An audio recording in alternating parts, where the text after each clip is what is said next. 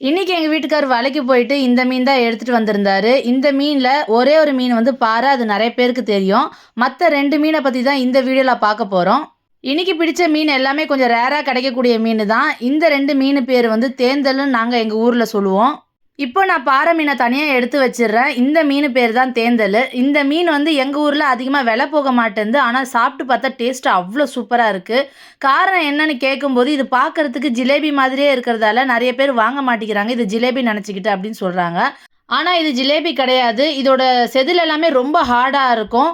மீன் வகையில பார்த்தீங்கன்னா, நெறைய மீன் வந்து பார்க்கறதுக்கு ஒரே மாதிரி தான் இருக்கும்.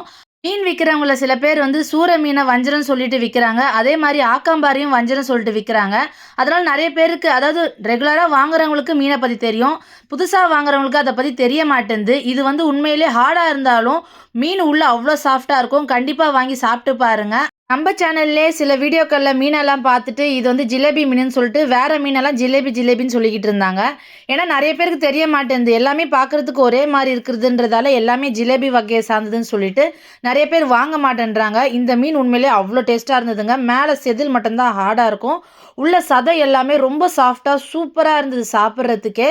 இந்த மீன் விலையும் ரொம்ப கம்மி. அடுத்த ஒரு சூப்பர் வீடியோல பார்க்கலாம்.